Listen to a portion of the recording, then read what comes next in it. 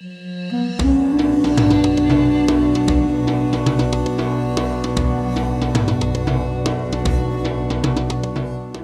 afternoon, and welcome to today's 2-minute warning feature interview, where we take a deeper dive into the energy transition happening in the Middle East and beyond. My name is Tomas Valdez, and I'm delighted to have with us today Dr. Rabia Ferroukhi, Director of the Knowledge, Policy, and Finance Center at the International Renewable Energy Agency in Abu Dhabi. Dr. Rabia, thank you for joining us today.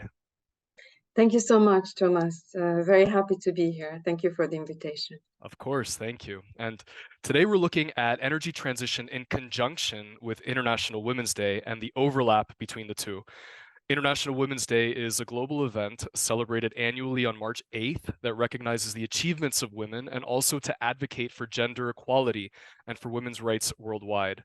And today we'll hone in on women with regards to the energy transition, what the landscape looks like, and what the next steps are. So Dr. Rabia, to start us off, I wanted to get your take on the current landscape. Female representation in the mainstream energy sector is still largely outweighed by male representation. And how would you describe the current landscape with regards to this male-female disparity? How wide is it, and what does it look like? Thank you, Thomas, again. So the gap, obviously, between men and women in terms of opportunity in the energy transition field is still quite significant. Women continue to be underrepresented in the mainstream energy sector, in particular in certain positions, in terms of background, educational background, but also in terms of hierarchy. So according to our analysis, ARENA's analysis, for the renewable energy sector, women are about a third of the renewable energy workforce, which is much, much better than the oil and gas, for example, where it's about 22%. The gender gap is particularly pronounced in technical and leadership roles.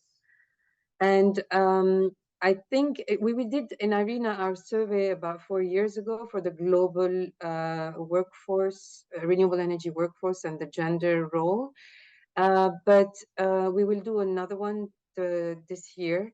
And we're really looking forward to see what were the developments. But for the moment, these are the only numbers that we have for the renewable energy sector, and for oil and gas in general. Fossil fuel are even much, much lower than renewables. And renewables, I think, have a tendency to attract more women because there is a more multidisciplinary nature in the field, but still there's a lot to be done still.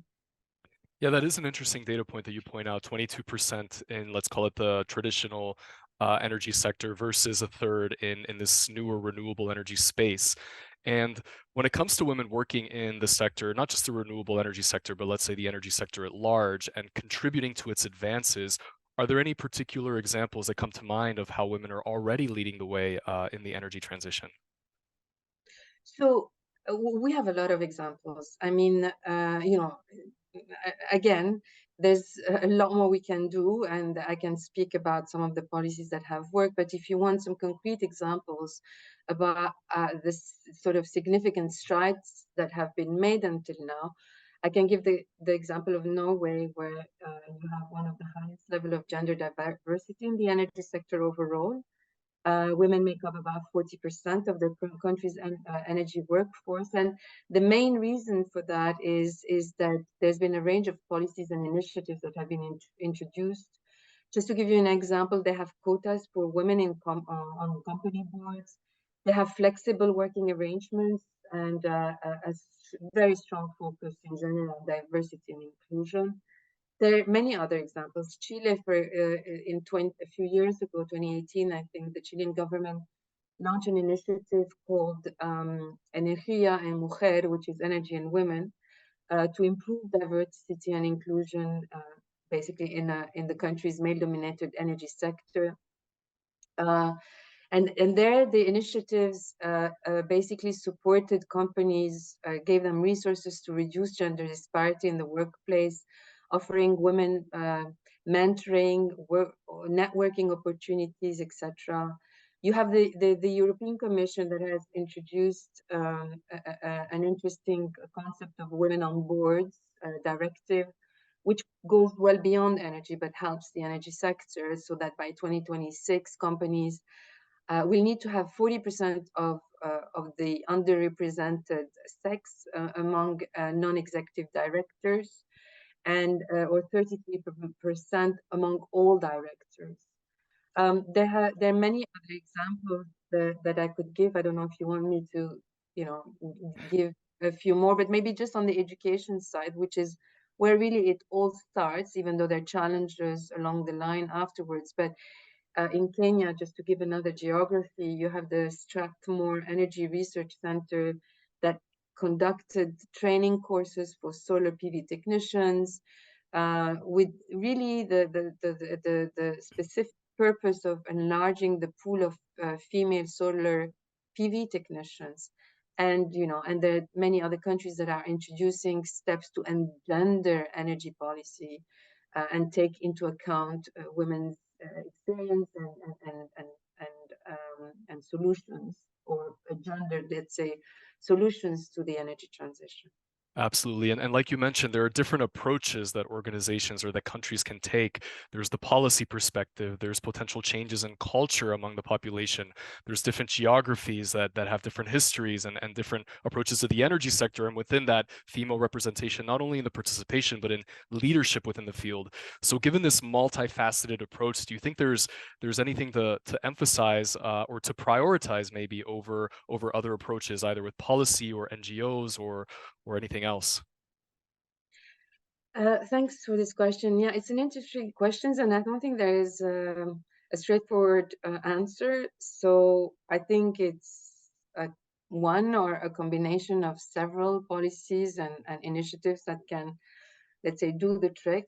And it depends, on the specific conditions in a society. So really, there is no one size fits all. But let's say that if we want to be a bit generic about it, you do need policies for diversity and inclusion in the workplace, and that's really important. And for example, just like in Norway, setting gender targets for recruitment, for promotion, actively seeking out and promoting female employees is really important. As I said, for the Kenya example, I mean, training and education opportunities is important. In the case of Kenya, it was for PV technicians, but it's true of more formal, let's say, education, where you can encourage and support women to study and pursue careers in STEM fields, because one of the most lagging, let's say, greater gap is in STEM fields, which is science, technology, engineering, and mathematics. So educational and training programs that really target young girls and women can help address the skill gap. Then there's a really important element also is networking and mentorship programs.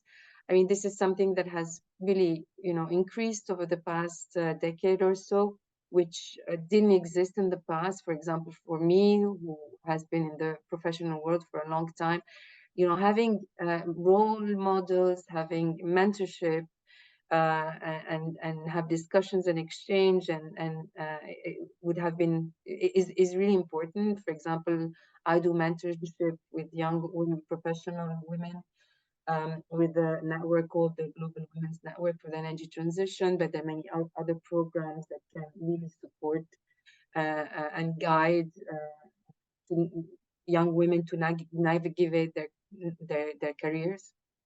Then, obviously, in terms of companies, there is really a need to increase transparency and accountability, to really introduce policies and practices that provide for greater diversity, and as a result reduce the workforce the disparities.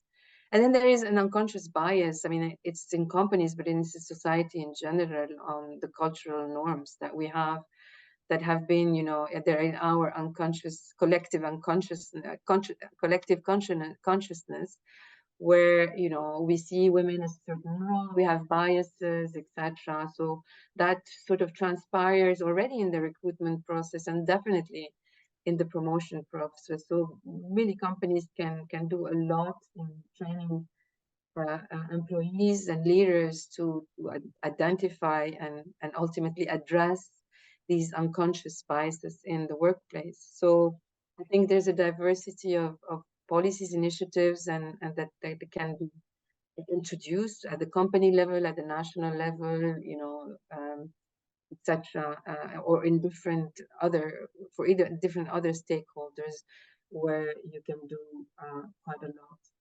Absolutely. And if we zoom in on the public policy perspective, you've mentioned quotas, you've mentioned Norway, and touched on a few points here. But if we focus on the public policy perspective, do you think that there are some gender responsive policies or practices that can ensure that the benefits of the energy transition are distributed equitably? In some ways, public policy, or rather public policy paths that are better than others. So let's say explicit quotas versus tax incentives, or is there something that works more than something else when it comes to public stakeholders? It's difficult to say. I think it depends on context. I personally am a big fan of quotas. I know, that there are, of course, there are different perspectives on the subject, and I can understand some of the criticism around quotas, but the fact is that until you overcome those unconscious biases that I was talking about, I think quotas are really good public policy to introduce, and they've proven to be quite effective. So I'm a big fan of quotas until such times where we have, as societies, have sort of overcome our biases. Got it. And if we shift a little bit from away from female participation and leadership in the field, and flip the coin on it, and think about it from female consumers within the sector. The Food and Agriculture Administration of the UN states that women are disproportionately affected by energy poverty, which they define as a situation in which households are unable to access essential energy services. And I'm curious your take on how you see this disproportionality playing out, and are there regions around the world that are more prone to this happening than others? Yeah, absolutely. I mean, as you know, this is known as also the energy trilemma, which has different impacts on women than it does on men. And I would say in developing countries in particular, though it might not be so true anymore in terms of the growing energy poverty that we find now in the global north. But energy poverty definitely affects women disproportionately for the moment. I mean, if you look at developing countries, where women still are responsible for collecting firewood and other traditional sort of means of energy, and has negative impacts, again, disproportionately on their health and well-being, and may at the same time limits the time they can spend on education, on training, on recreative purposes. And that obviously has also, there is a lack of access to modern energy, like, for example, electricity, which limits also women's economic opportunities, empowerment, and again, participation in education or other social activities, etc. And so I think one of the important point here is really to ensure that women are included in the decision-making process at different levels, and that their perspective is considered in policy, energy policy and strategy. I mean, if you look, for example, at decentralized renewable energy, so just the distributed nature of off-grid renewable solutions really offers amazing opportunities for women to engage in different segments of the value chains, and many of the skills that are needed to take advantage of such opportunities can be developed locally, and women are very often ideally placed to lead and support sort of the delivery of energy solutions, and first of all because they are the primary energy users, and because they often have a much more dense, let's say, social network. So from that perspective, this is really a mainstreaming sort of the gender perspective, sorry, would be really important to address those gap in the case of access to modern energy services. Yeah, so basically, Sure. to have a more inclusive and equitable energy transition, I think these are aspects that we need to look at. And of As course, again, as I said, energy poverty is much broader than that, but I just wanted to point out the energy access aspect of it, which we don't always. Sure. Uh, And it's especially interesting your comment about how these conventional notions of energy poverty in the global north versus the global south are being redefined lately, and that hasn't sunk in across the board just yet. And if we stick a little bit more to the UN involvement of these goals, one of the UN Sustainable Development Goals is gender equality. Another goal is affordable and clean energy. And a third goal is climate action. So, how do you see these three Sustainable Development Goals intertwined? And what's the best approach to work inclusively towards these goals rather than targeting one by one? I mean, my perspective on the energy transition, and this is why at Arena, since its inception, we have always worked by looking at the energy transition from all those different angles. I think the fact that many institutions or a lot of the debate took place sort of in isolation from each other was, I think, a big mistake. I think thanks to COVID, strangely enough, I think this sort of more holistic perspective on the energy transition is something that has started to sink in most sort of ecosystems. But at Arena, we have, with my team, been working on these different elements of gender, climate, labor markets, energy sector, as a comprehensive whole, with pushing a global, holistic policy framework that really addresses all of these elements. And to me, it makes total sense. But we started that 10 years ago, so it might be new now, sort of mainstream. It's becoming mainstream, but we've been working on this for 10 years. That's why we have these data on gender. That's why we have time series on jobs. That's why we have work on policies that go well beyond the energy sector policies, even if they, of course, we do work on energy sector policies and deployment, etc. But we go well beyond, because we don't think that the energy transition is solely a technology. It should be looked at from a technology lens, but we have always pushed for a sort of broader systemic approach where we look also at society, the economy, and etc., and all related aspects. And that's why we have labor market policies, industrial policies, gender policies, etc., intermingled with the energy sector policies that drive the part of the energy transition. But we believe that the energy transition cannot be successful without looking at the other systemic layers, be in this case society, economy, and climate. And with a cognizance of this comprehensive systemic approach to these issues, some regions some regions rather end up having a more bottom-up approach where women get more involved at the grassroots level, and other regions take a different approach where it's institutionalized from the, let's say, top down, from the top of the pyramid, hoping it trickles down. Do you think that there's a preference for one approach over the other, not only in this region necessarily, but in general?